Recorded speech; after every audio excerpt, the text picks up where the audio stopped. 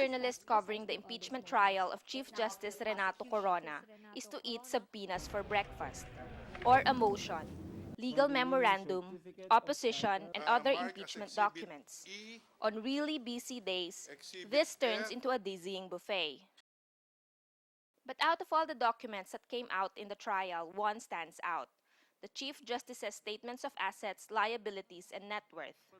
It was the drama of the third day of the trial, January 18. Did you bring those SALNs with you?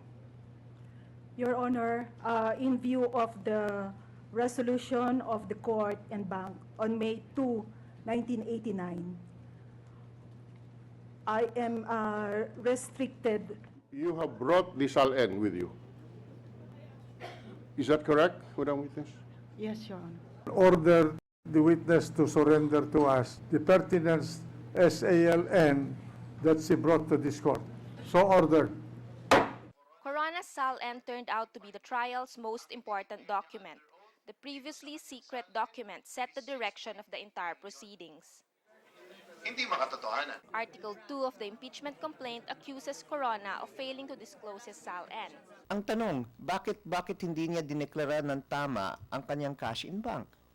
Bakit hindi niya dineklara ng tama sa tamang taon yung mga ari-arian na binili po niya? The prosecution was so confident with its evidence for Article 2, it seriously considered suggestions to drop the rest of the 7 articles of impeachment. Majority of the members of the prosecution, they wanted us to terminate the presentation of evidence because of the mere strength na sinabi ng aming spokesperson of Article 2. Lawyers of the Chief Justice insist that inadvertent omissions in the SALN are not impeachable. There is still no satisfactory answer to the existence of Section 10 of 6713, which allows the correction of the SALN. Now, if the law itself allows the correction, is that an impeachable offense? Would the senator judges, who themselves have to file their own SALN, accept this explanation? Sinabi ng Supreme Court dun sa kasong Plato, you cannot correct it if it refers to the substance. Pwede mo lang i-correct pagka timeliness ang pinag-uusapan. I think what we are forgetting, this is a yearly test of his SALN from 2002 up to 2010.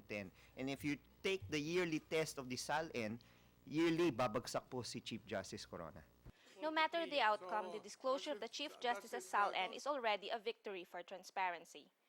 January 18, 2012 marks the day when the assets and liabilities of a Chief Justice were revealed for the first time in recent history.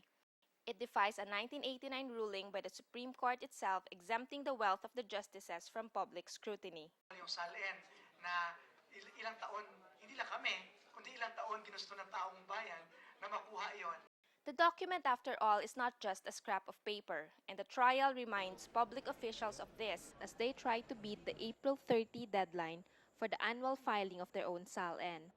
Will the Chief Justice amend his SALN come April 30? I have not yet, frankly speaking, Your Honor, I have not yet conferred with him in connection with this matter. But if there is a necessity pursuant to law, we will ask him to do so. Will the lawmakers honestly declare what they have in the midst of a trial anchored on allegations the Chief Justice did not do the same?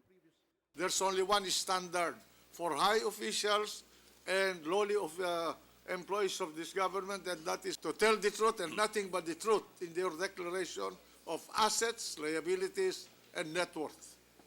Carmela So proceed. Fonbuena, Rappler, Manila.